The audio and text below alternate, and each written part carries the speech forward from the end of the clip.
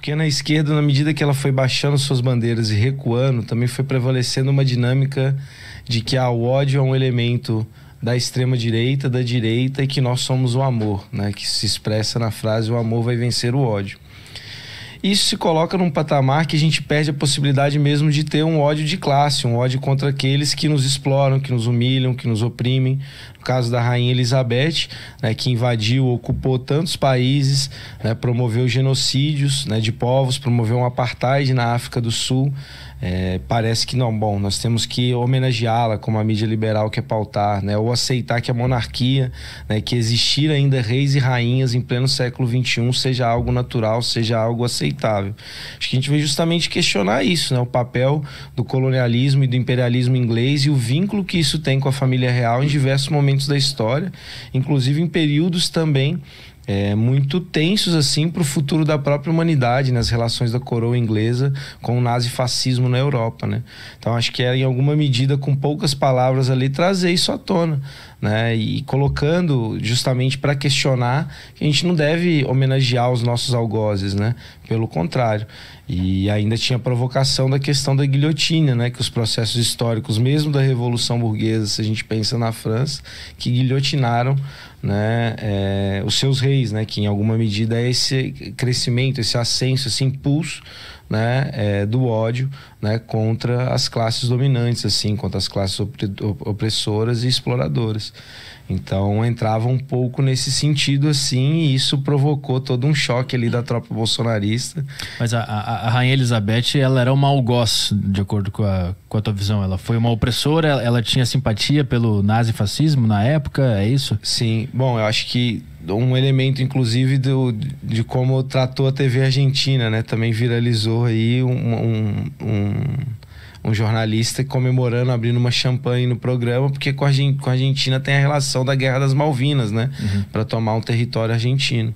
E acho que sim, na medida que ela expressa esse sistema, né? Tem o vínculo ainda da coroa, né? Com o colonialismo e imperialismo inglês, e ela participava ativamente disso, né? Ela tem na sua coroa o maior diamante do mundo, né?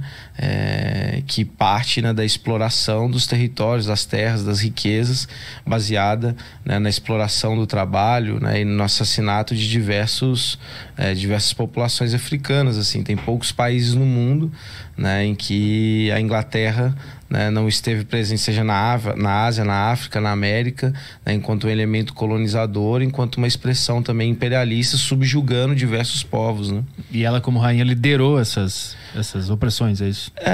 Estava ali no jogo do poder, né? Muitas vezes não liderando diretamente, mas faz parte, inclusive, a sua riqueza que ela pode desfrutar, né? Inclusive vivendo, né, às custas, né, dessa exploração, desse genocídio, dessas opressões, muito confortavelmente, né? Tendo diversos, né, trabalhadores e trabalhadoras servindo a família real, né, enquanto muitos trabalhadores, mesmo na Inglaterra, vivem uma situação de precariedade, né?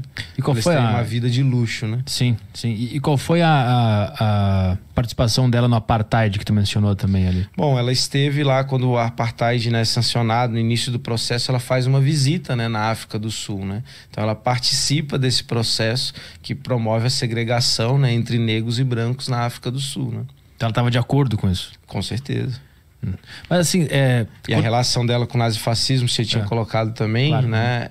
Tem desde questões, né, dela criança fazendo o rei Hitler, né, fazendo a saudação nazista, mas também, né, na família real ali tinha proximidade, né, com pessoas que compunham inclusive o partido nazista, reuniões, né, fotos também nesse processo de criticar, né, denunciar o papel da rainha na história, né, reunião com ditadores como Salazar também, né, em Portugal.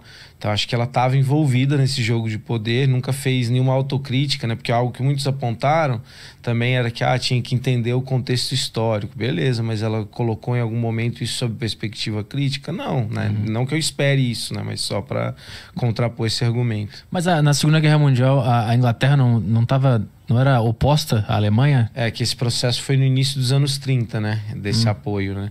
Aí depois, né, com a guerra, a Inglaterra torna sua posição, até porque torna-se alvo, né? Mas é importante a gente pensar também que a Inglaterra e mesmo a França tiveram um papel de dar espaço para o nazifascismo, entendendo que o inimigo, mesmo em texto, mesmo em perspectiva, objetivo estratégico, né, do nazismo, né, do Hitler, a perspectiva era expandir para o leste europeu, era expandir sobre a União Soviética, né, tanto que foi quem mais perdeu com a guerra e quem foi fundamental, inclusive, no processo de início de derrota, né, do nazismo na Europa, né, e depois na tomada de Berlim também, né? Então foi meio que uma coisa, enquanto não tá me incomodando, Exato, tá de boa, é isso? Exato. Saquei.